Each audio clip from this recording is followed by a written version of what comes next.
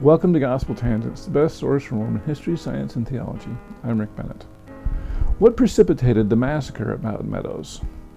Could it be that Mormons were actually guilty of cattle rustling? I was really surprised to hear that may have been the original plan with Barbara Jones Brown. She'll talk about what happened and what went wrong at Mountain Meadows that caused all of these people to be killed. It's a very interesting conversation over a very sad topic. Check out our conversation. I'd also like to remind you to please sign up for our newsletter. Go to gospeltangents.com/newsletter, and you can get the latest updates from Gospel Tangents. Find out what we're working on. Now back to our conversation. Okay, so let's talk a little bit about the aftermath.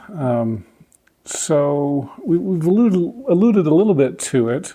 So the massacre occurs on September 11th, 1857. Then what happens? Let's just go there.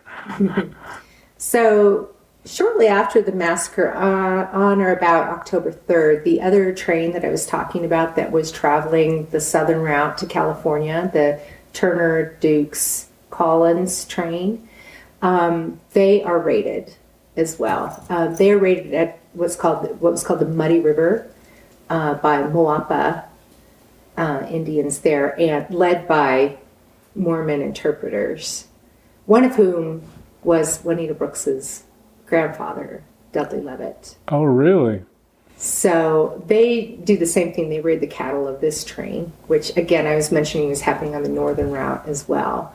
And so was this on the northern route then? Or was this is the southern route. Oh, the southern route. But there were raids of cattle on the northern route at the same time. So there's one that takes place on September 8th.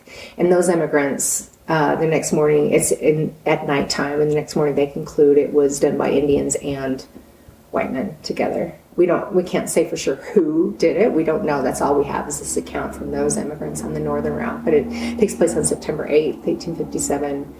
And they said it was clear they did not intend to kill anyone. It was clear they just intended to run off our cattle. And that's exactly what happens with this other train. They have their cattle run off. They're strung out on the road, and it's in the dark at nighttime. And they're in a ravine, a large wash, a ravine.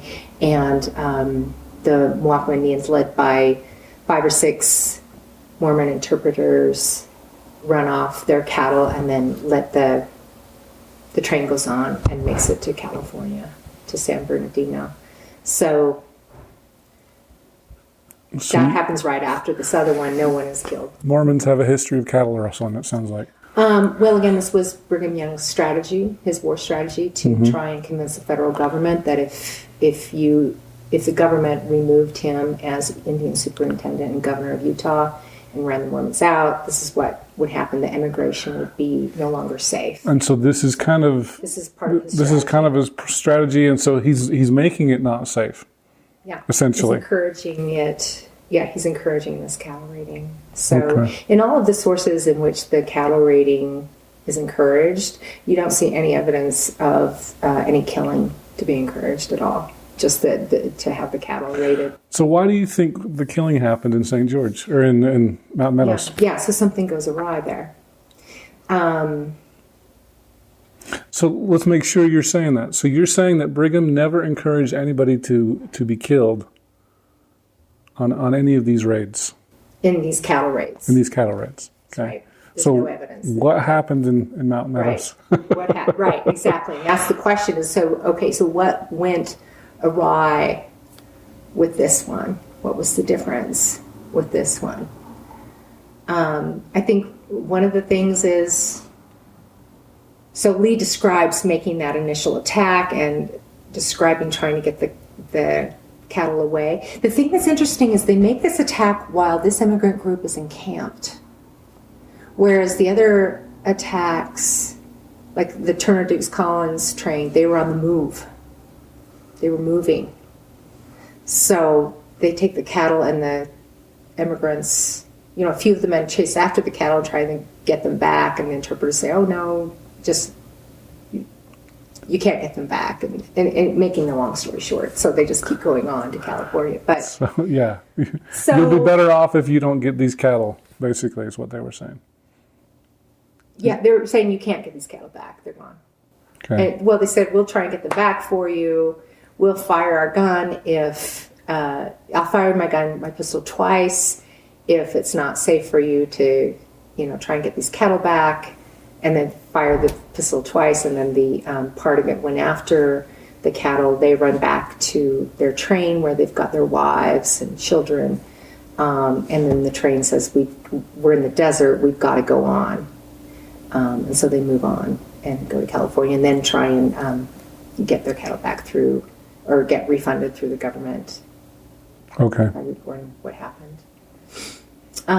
So I think one factor is this train was encamped when the attempt was made. And so rather than just going on, they end up encircling their wagons really quickly and hunkering down. So do you think the initial idea was not to kill anybody, it was just to get their cattle? That's a possibility. Okay. So, but because they'd already camped, because they weren't moving. Camped, and John D. Lee describes sneaking up on a hill by the cattle, and he says he trips over a herdsman who awakens, and John D. Lee says he goes to shoot him, but his cap doesn't go off, and so the herdsman starts running towards the camp. And John D. Lee reloads and is chasing after him and shoots him as he is diving into a tent and kills him. And so then, the immigrants get their guns and then an attack. Oh, so it was a mistake. A battle, a gun firing. Is this the result of a mistake? That's what John D. Lee says. Or it could have been the intent. There are later sources, Laban Morrill, who talks about a council that is held in Cedar City before the massacre. But again, this is in 1877. Morrill remembers that a council was held and that they were talking about destroying the entire train or not, whether or not to destroy the train. So that's his memory 20 years later. So you have differing accounts. Which is what makes this so hard. But again, one thing we can be sure of is that multiple raids of immigrant trains are taking place, and Brigham Young has been saying this is what's going to happen. And then it happened. Happens, yeah.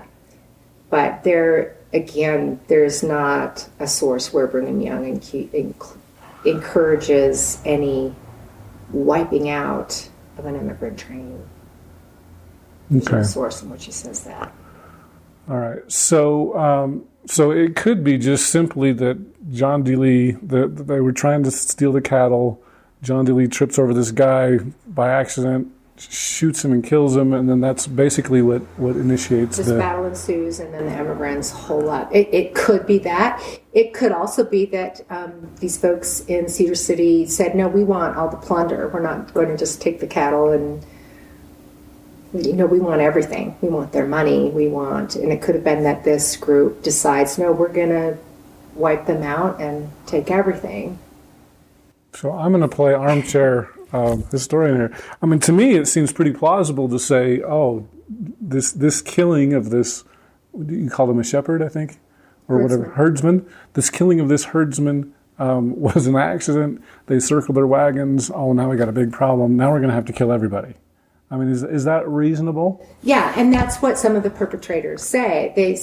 There's also a young man by the name of William Aden, who was a hitchhiker, if you will, in our modern parlance. But he was traveling across the plains in 1857, and when the Utah War breaks out, he decides to go to California because he doesn't want to stay in Utah. He's not LDS, doesn't have those kinds of ties. So he's like, I'm going to hitch a ride with the train and go on to California. And so he joins the train somewhere after Parowan and is traveling with the train and probably trying to help make himself useful. He and another immigrant are out. After the main party goes and camps at the spring in the Mountain Meadows, he's back looking for stray cattle. Just trying to help herd them up and bring them back to the main group.